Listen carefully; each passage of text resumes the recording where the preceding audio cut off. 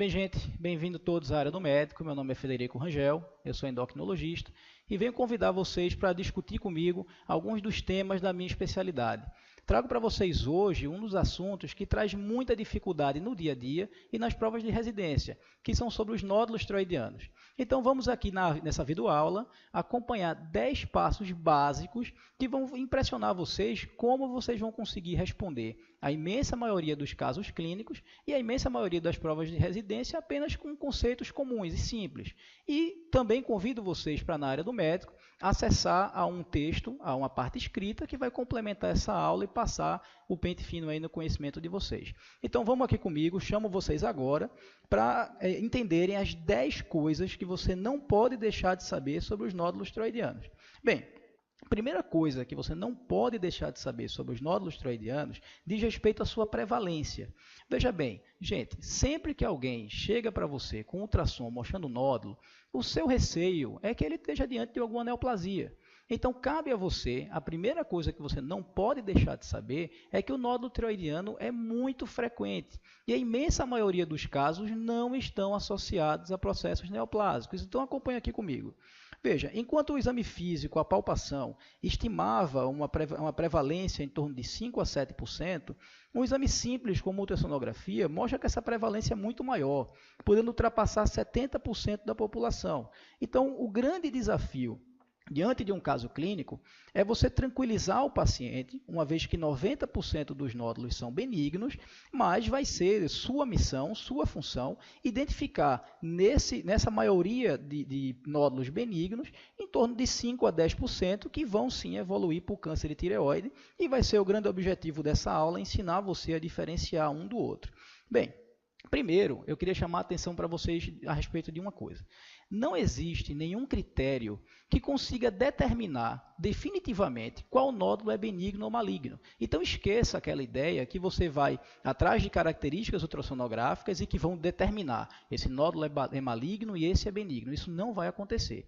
Um exemplo, uma brincadeira que eu queria fazer com vocês aqui é essa, acompanhe aqui comigo. Imagine que você vá até a polícia, acha que você está sendo perseguido ou que sua causa está sendo vigiada por alguém e que você vai até a polícia e a polícia tenta, então, traçar um perfil que, estatisticamente, estaria mais associado com malignidade. E ele, então, lhe dá aquelas características que você deveria ter um pouco mais de receio. Mas você, com toda razão, contra-argumenta dizendo o seguinte: olha, Fred, alguém pode não preencher essas características e, na verdade, está associado, sim, com algum grau de malignidade. E isso é a mais pura verdade. Isso você tem toda razão. Então, o que é que eu quero dizer com isso? Veja, os nódulos tiroidianos vão seguir o mesmo raciocínio. Vocês vão ter que aprender aqui quais são as características que vocês vão ter um pouco mais de receio, que vão merecer uma investigação, mas de antemão tenham convicção de que não existe um perfil onde você vai definitivamente afastar ou confirmar a malignidade.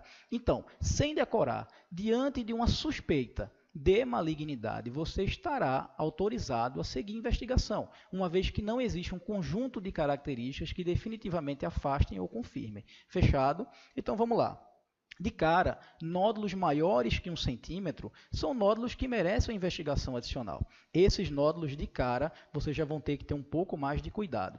E agora eu vou traçar com vocês essas características, esse conjunto que você tem que ter um pouco mais de cuidado. Olha só, quando você avalia um nódulo no aspecto ultrassonográfico, aqueles nódulos que produzem pouco eco, ou seja, nódulos hipoecogênicos, de forma estatística estão um pouco mais associados com processos malignos. Da mesma forma, nódulos que possuem margens irregulares e que apresentam microcalcificações também estão estatisticamente associados com malignidade. Gente, presta bem atenção nessa questão da calcificação. Nódulos com macrocalcificação, muitas vezes descrito como calcificações grosseiras, não são estatisticamente associados com processos malignos, mas as microcalcificações, essas sim. Então, cuidado com essa definição aqui. Outra coisa que confunde muita gente é a ausência do halo hipoecogênico. Presta bem atenção. Ser uma lesão hipoecogênica que possui pouco eco é uma característica associada com malignidade, mas é bom, é positivo que ele possua um halo hipoecogênico. Então, a ausência de halo hipoecogênico é uma característica associada, uma característica negativa. Então, cuidado para não confundir isso daí. Altura maior que a largura do diâmetro transverso, é algo que você também vai ter que ter um pouco de cuidado. E a classificação de chamas 4 a 5. Fred, o que é essa classificação de chamas? Acompanhe aqui no slide. Veja, quando você analisa o nódulo sob ultrassom Doppler, e você analisa o fluxo desse nódulo, ele pode ser classificado como chamas 1, quando você não observa fluxo, chamas 2, quando o fluxo é eminentemente periférico, chamas 3, quando existe fluxo periférico e central, mas o fluxo periférico é maior, prepondera do que o fluxo central, e o que interessa a gente agora, o chamas 4 a 5, onde no chamas 4 o fluxo central prepondera sobre o fluxo periférico, e o 5 quando você tem eminentemente um fluxo central. Por que isso? Porque, como eu coloquei no começo, estatisticamente, os nódulos que têm um fluxo central maior que periférico, chamas 4, e eminentemente central, são que na estatística estão mais associados com processo maligno e vão botar um pontinho para vocês de interrogação e vão induzir vocês à investigação desse nódulo, ok? Então vamos seguir, está aqui o painel então, das nossas características que merecem investigação, nódulos maiores que 1 centímetro, que sejam hipoecogênicos, margens irregulares, que possuem micro, não macrocalcificação, a ausência de halo hipoecogênico, não confundam, seria positivo que ele tivesse um halo hipoecogênico, a altura maior que a largura no diâmetro transverso e a classificação de chamas 4 a 5, ou seja, fluxo central maior que periférico e fluxo eminentemente central. Então, esse é o perfil de investigação que você vai ter uma maior suspeita, não uma confirmação. Bem, diante, então, dessas características, você vai estar, então, autorizado a fazer sua investigação adicional. Mas, olha, gente, não precisa decorar. Lembra mais uma vez o que eu enfatizei no começo da aula. Diante de qualquer situação aonde você suspeite que ele seja maligno, você está autorizado a fazer segmento a avaliação desse nódulo. Então, acompanhe aqui no slide. Sem decorar, se o paciente ele não preenche essas características, mas ele tem um nódulo com história familiar de câncer de tireoide, ele tem um passado de radioterapia externa no pescoço, ele tem um TSH elevado, ora, nós sabemos que o TSH é um grande indutor do crescimento tiroidiano. Existe uma dúvida se esse TSH elevado poderia induzir a um desenvolvimento neoplásico. Isso ainda é uma interrogação, mas entre o TSH elevado você tem que ter um pouco mais de cuidado com esse nódulo. Imagine um nódulo que não preenche suas características, mas no decorrer de um ano ele duplica, triplica de tamanho. É claro que isso vai te chamar a atenção. Então, nódulos endurecidos, aderidos a planos profundos, associados com linfonodomegalia, enfim, qualquer nódulo que te chame a atenção sobre uma possível malignidade, você está autorizado à investigação, ok? Que isso fique claro. Então, como é que você vai então fazer essa investigação? Através desse exame, que é a PAF, a punção aspirativa por agulha fina. Olha, ele pode ser feito através da palpação, se for um nódulo que você consiga identificar com mais facilidade, e o que é muito mais comum hoje em dia, através do ultrassom. Veja, ele vai ser então realizado nesses nódulos maiores que 1 centímetro que de alguma forma te chame a atenção para a malignidade. Qual é a grande vantagem desse exame? Apesar de ser um exame simples, é um exame de execução relativamente fácil, ele possui alta sensibilidade e especificidade. Ele tem uma sensibilidade e especificidade que pode chegar a 90%, 100%. Então, daí, apesar de ser um exame ambulatorial, ele consegue ser muito elucidativo em termos de diagnóstico. E qual a importância dele? Ele vai separar, então, aqueles nódulos benignos, que na imensa maioria são o bócio coloide, as tireoidites, os cistos, daqueles nódulos malignos, como os carcinomas, linfomas e metástases. Gente, quero trazer um conceito para vocês, que vocês vão ter um pouco mais de detalhe na aula de câncer de tireoide, mas guarda um conceito. Vocês viram que a PAF tem uma alta sensibilidade e especificidade. Então, ou seja, se a PAF disse que era benigno, dificilmente ela vai estar errada. Se ela mostrar a você que é um carcinoma, um câncer de tireoide, papilífero, medular, anaplásico, dificilmente ela vai estar errada. Tanto é que você já encaminha para uma tireoidectomia total. Mas guarda um conceito. Diante de uma punção que mostra um carcinoma folicular, a punção ela não consegue ser tão elucidativa para diferenciar um adenoma de um carcinoma e o diagnóstico vai ter que ser histopatológico. Então guarda esse conceito. Eu confio praticamente no que a PAF me diz, mas se ela mostrar um carcinoma folicular, você não tem como ter essa grande, ela vai errar na maioria dos casos e o diagnóstico vai ter que vir através do histopatológico. Esses detalhes a gente pega na aula de câncer de tireoide. Então vamos seguir aqui comigo. Então como fica a nossa conduta? Diante de nódulos maiores que 1 centímetro, que te despertem alguma característica suspeita, você funciona. Se for um nódulo menor que 1 centímetro, que não te chame característica de algo suspeito, você vai fazer segmento com ultrassom 6 em 6 meses ou anual. Acabou. Isso é a aula de nódulo tiroidiano. Veja que não tem nenhuma dificuldade. Agora, eu queria pedir 2 minutos de vocês para fazer alguns comentários adicionais e aí sim a gente poder fechar em definitivo a aula. Veja só, o que é a cintilografia de tireoide? Cintilografia de tireoide é o seguinte: se um paciente apresenta hipertireoidismo, você através desse exame consegue identificar de onde está vindo aquele excesso de hormônio. Como é que isso é feito? Você oferece para a tireoide um iodo marcado com material radioativo e, como a tireoide utiliza o iodo para produzir o hormônio, esse iodo vai se localizar na área específica em que está havendo aquela produção hormonal. Então, como é que você pode ter o padrão?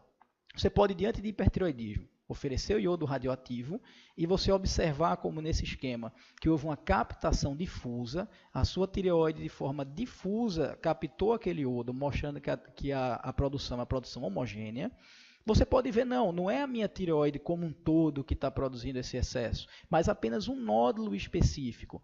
Ou você pode identificar até mais de um nódulo que capta esse excesso de iodo, mostrando que estão associados com essa produção hormonal. Pois bem, essas são as 3 principais causas de hipertireoidismo. Se você tem uma captação difusa, é o bócio difuso tóxico ou a doença de Graves.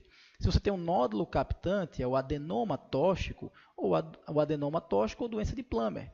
E se você tem mais de um nódulo captante, é o que nós chamamos de bócio multinodular tóxico. Pois bem, onde é que isso entra na nossa aula? Vejam só, gente, a imensa maioria dos pacientes que vocês vão acompanhar, ou eles são portador de hipotireoidismo, ou seja, não tem excesso de produção hormonal, e a imensa maioria são eutireoideus, ou seja, tem função tiroidiana normal.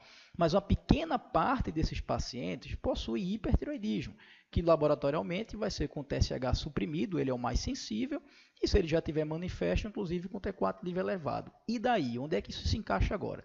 Presta bem atenção.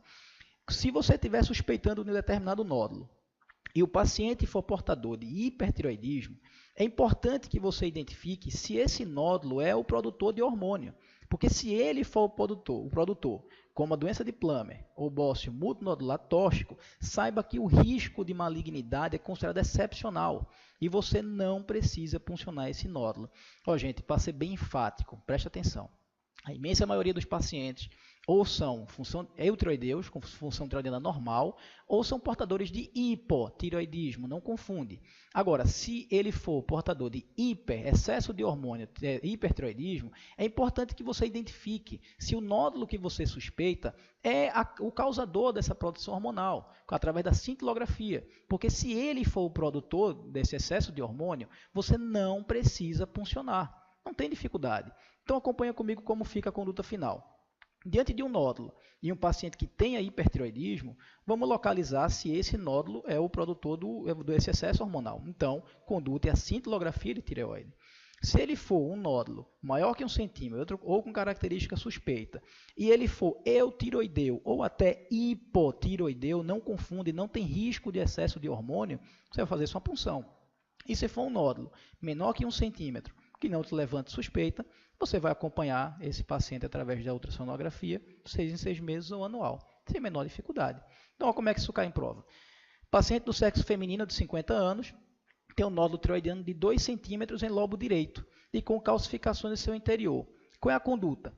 Ora, gente, se eu tenho um paciente maior do que 2 centímetros, primeiramente o que eu tenho que fazer é, como sempre, descartar se ele tem algum risco de ser produtor de excesso de hormônio, então uma função tiroidiana, e a imensa maioria, como vai ser eutireoideu ou hipotireoideu, isso se confirmando, faço a punção, que é o exame mais simples e mais eficiente para diagnosticar esse paciente. Então a resposta é dosar o TSH e realizar uma punção aspirativa do nódulo tireoidiano, ou seja, PAF. Só faltou ele ser mais específico, caso o TSH não seja sugestivo de hipertireoidismo, mas deu para você entender. Outra questão. Mulher de 45 anos, moradora do bairro de Boa Viagem, assintomática, procura sua ginecologista para uma consulta de rotina. Ela solicita alguns exames. Nos exames, apresenta função tiroidiana normal. No ultrassom de tireoide mostra um nódulo de 0,6 por 0,5 centímetros no polo superior do lobo direito. Contornos nítidos, sem calcificações. Qual é a conduta? Ora, tem uma paciente que é portadora de nódulo tireoidiano, menor que 1 centímetro, não me chamou a atenção de nada de risco de malignidade, não tem antecedente de câncer, antecedente familiar de câncer de tireoide, não trabalha com radioterapia externa, com radioterapia, é um paciente que não tem nódulos profundos aderidos, nada, microcalcificação, nada. Então, saiba, eu vou orientar essa paciente que essa característica é muito comum e vou acompanhar com ultrassom 6 em 6 meses ou anual, só isso. Então, a resposta, letra E, manter a observação da paciente e solicitar um ultrassom de tireoide em 1 ano, sem dificuldade. Questão de 2011. Um homem de 56 anos, um nódulo tireoidiano de 2,5, consistência firme, superfície irregular e móvel. O nível do TSH é normal. Quais são os exames mais importantes para a elucidação do diagnóstico? Questão muito fácil. Então, os mais importantes são a ultrassonografia, que apesar de ser um exame mais simples que tomografia ou ressonância, é um exame que consegue elucidar até com mais eficiência. E a punção aspirativa com agulha fina para análise citológica. Não tem dificuldade nenhuma. E para encerrar, paciente do sexo feminino, 33 anos, procura o médico por perceber o nódulo no pescoço. O médico solicita um ultrassom de tireoide que mostra um nódulo de 1,4 por 1,3 em lobo esquerdo e um TSH suprimido. Qual é a conduta, a próxima etapa para a confirmação diagnóstico desse caso? Bem, diante de um nódulo maior que 1 centímetro, eu suspeito dele, eu quero puncionar. Diante de um TSH suprimido, estou suspeitando que ele possa ser portador de hipertireoidismo. E se esse nódulo for o causador do hipertireoidismo, doença de Plummer, que é o adenoma tóxico, ou se existissem mais de um nódulo produtores, o bócio multinodular tóxico, eu não ia puncionar, porque o achado de malignidade é excepcional. Então, TSH suprimido com o nódulo, o que é que eu vou fazer? Solicitar uma cintilografia de tireoide, questão sem dificuldade. Vamos só comentar o seguinte, que isso é um erro básico, mas que você não pode cometer. Vamos supor que diante desse mesmo caso, o TSH fosse de 10, ou um TSH de 7, ou um hipotireoidismo manifesto. Qual seria a conduta? Punção. Você só vai ter cuidado se o nódulo for produtor de excesso hormonal. Diante de hipotireoidismo não tem esse risco, então você segue sua investigação normal, tá certo? Bem, gente, foi um prazer acompanhar aqui vocês essa aula. Vejam que não existe dificuldades. Acessem a área do médico e complementem esse conhecimento através da parte escrita e acompanho vocês nas próximas aulas, seguindo essas aulas inicialmente sobre tireoide. Um abraço a todos e vejo vocês aqui na área do médico.